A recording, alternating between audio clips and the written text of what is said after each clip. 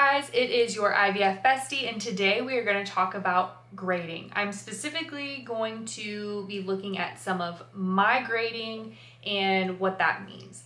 So if you see me looking off to the side, it's because I'm looking at the report that I was able to pull for myself, and I'm just going to read from that.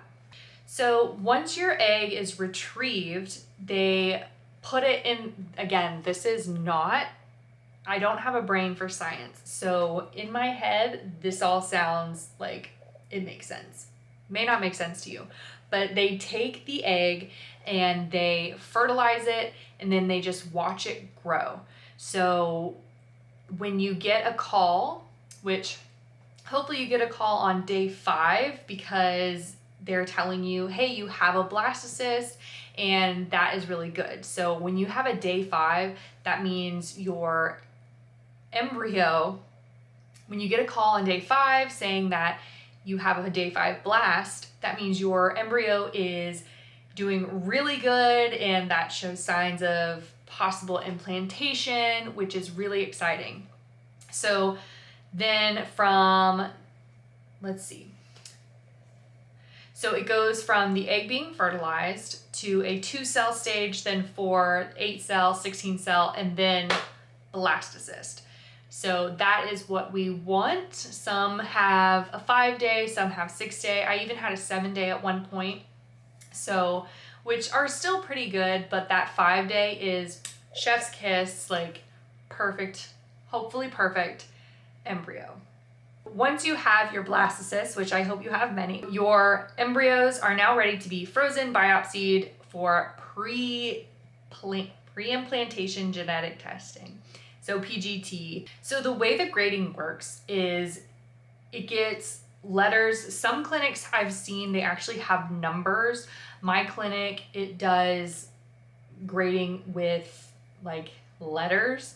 I don't know why some are different. It's kind of weird that they may not. What they're gonna look for is expansion. So the first 2 letters of the embryo grade represent how expanded the embryo cavity is. So they're gonna look and see, okay, is it hatching? Is it starting to really spread apart and be ready to implant? They're also going to look at the inner cell mass, which there's 3 grades. There's A, B, C. Grade A is tight cells packed together.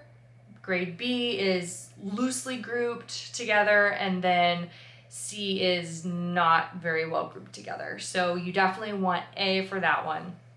And then the outer layer of cells. So the outer layer of cells also gets a grade. Grade A is lots of cells, grade B, fewer cells, and then C is very few cells. So that's not good.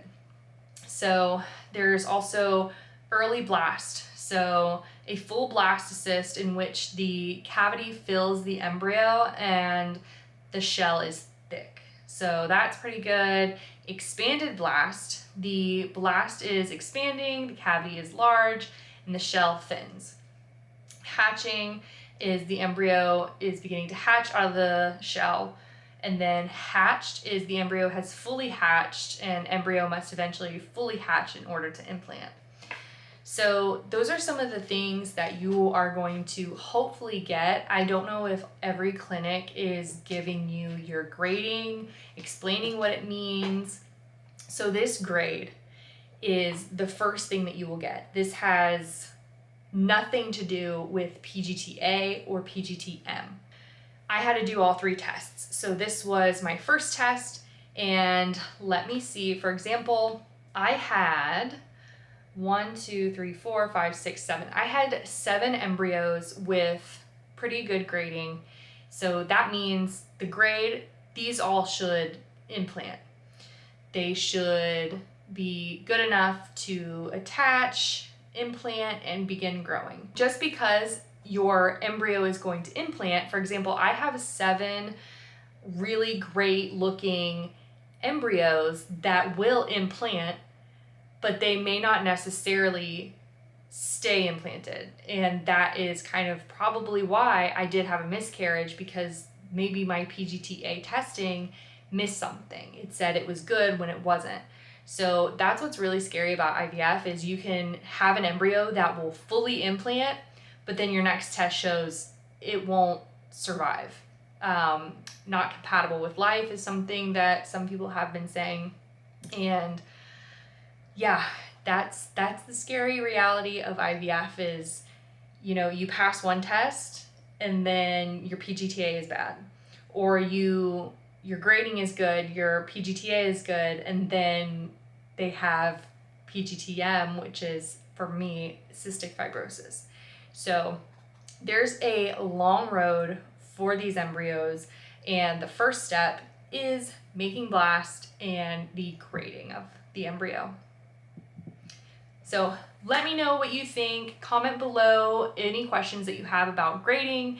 I'm definitely not an expert. I struggle to read that, but it definitely gives you a look on your success for implantation, which is really that first step in having a baby. All right, guys, if you have any questions, please leave a comment below, and please let me know if your clinic uses all letters or if they are using numbers as well. I think it's so interesting that clinics are using different grading systems, but they're saying the same thing. So let me know what they use, and also let me know how your grading is, because when I see a good grade, I just get, that's that firstborn daughter syndrome. Sorry, let me digress.